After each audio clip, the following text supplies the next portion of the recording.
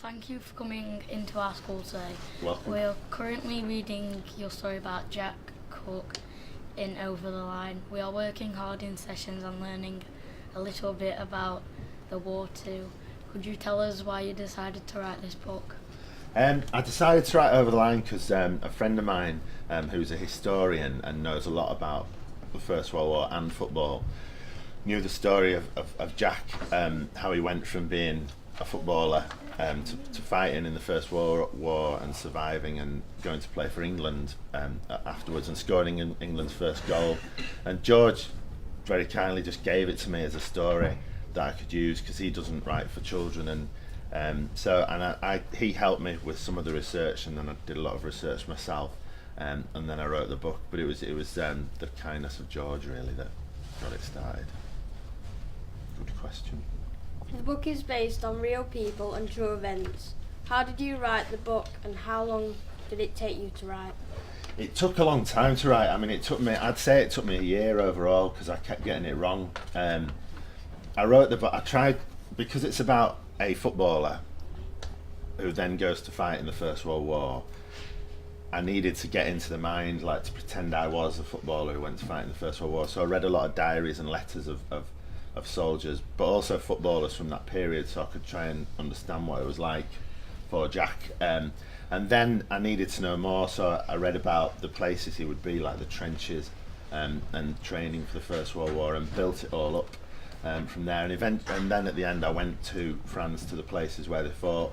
They're very different now because there's trees and fields growing back, but just being in those places you get a sense of what it might have been like. So, and also I visited the graves of some of the footballers who died in the First World War too, and other men. So it's putting all those bits together and then making a plan to write my story. Can you ever imagine being in the trenches with your friends? That is a really good question. I mean, I went as far as I could to imagine being in the trenches by reading everything.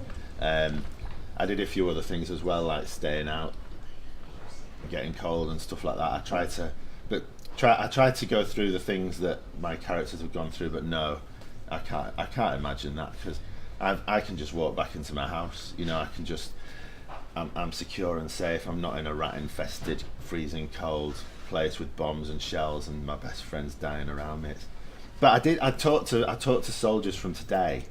So I've talked to soldiers who fought in Afghanistan to get their feeling of what it's like under fire and stuff like that. So I went as far as I could, but no is the answer.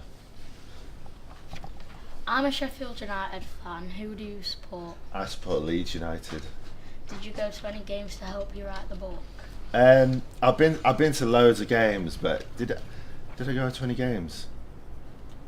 No, I suppose I've been to that many games. I can remember it, and the stadium where it's set, which is Leeds Road in Huddersfield, that doesn't exist as a stadium now. It's a B&Q, unfortunately. But I went to that stadium about 25 years ago to watch Leeds, so I remember that stadium. No, I didn't go to any. I went to old training barracks and I went to the battlefields, but I didn't go, no, sadly. What is your favourite child's book?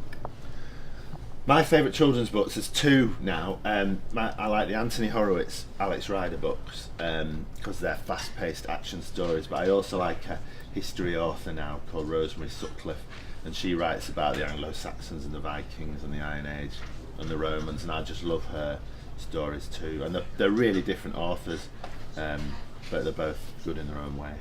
And what is your favourite chapter of the book?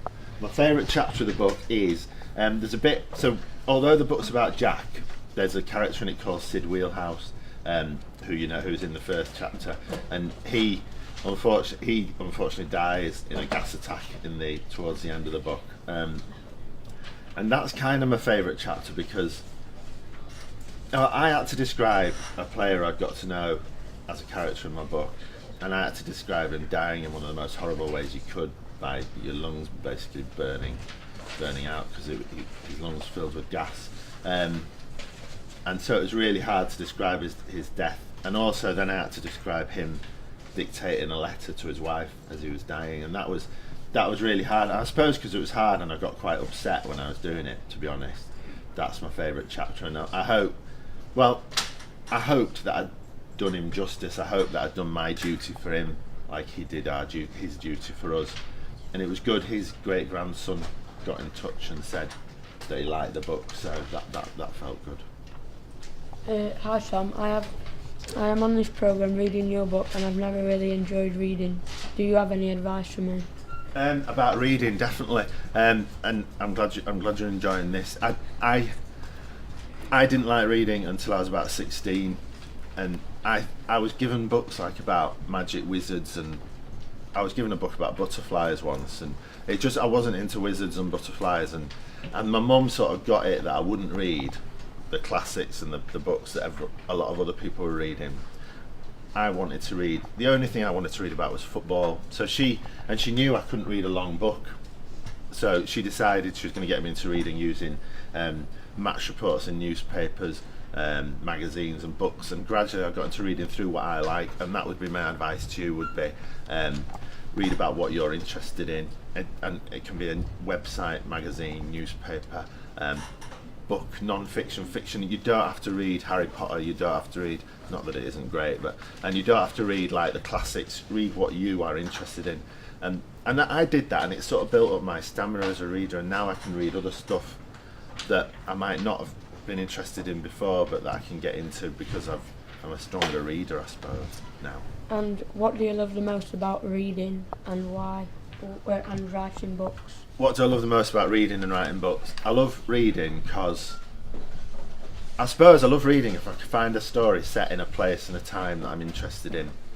and I want to know what's going to happen next to the characters. That's what motivates me to read. I suppose finding out about the world in different ways, but it's got to be a good story. It's got to have characters in it that I'm interested in, and what's going to happen to them in the end. And what do I like most about writing? I don't know exactly, but it makes me happy to write. It just, when I'm writing and I've written a story and it's going well, I feel happy inside. And if I can have a job which makes me happy, that's brilliant, because I've had plenty of jobs that didn't make me happy. And if you can have a job that you want to get up to and do in the morning, then it's good. So that's why. I play football and rugby for school and I enjoy my sport. What other books have you written about sport that I might like? I've written books about rugby union and rugby league. So you might like the rugby ones if you play it. The rugby academy series is about 3 boys, and each book's about a different one who are in this school team, but all their parents are in the RAF, so they're playing rugby in rugby tournaments while their parents are away at war, fighting in an air war. And so it's about playing rugby, but also it's about how you feel when your mum and dad are under direct threat of death while they're working for their country. So there's more than just sport in them, and I think if you have sports books, like I've done sports ghost stories, spy stories and detective stories, if you've got a story with a bit of drama in it as well as the sport, that's quite a good thing to go for. So maybe them. Thank you. Thank you. Thank you for your time, Tom. I have one final question. Do you have any further plans to write a story about football or the war? At the moment, do I have any further plans about football and the war? Not the First World War. There's a story about Manchester City had a goalkeeper in the 50s who broke in a cup final. He broke his neck and he carried on playing through the whole of the cup final. And his name's gone out of my head though. And but he was German, and he was in England because he was a prisoner of war during the First World War. And he stayed in England because he married an English woman, and he ended up, having been a prisoner of war, like fighting for Nazi Germany, he ended up playing in a cup final with a broken neck. I just think there's a lot there that you could make into a story, but sadly and stupidly his name's gone out of my head. And can I just say thank you very much to you three for interviewing me. I've really enjoyed it, and you asked really good questions too. Thank you very much. Thank you.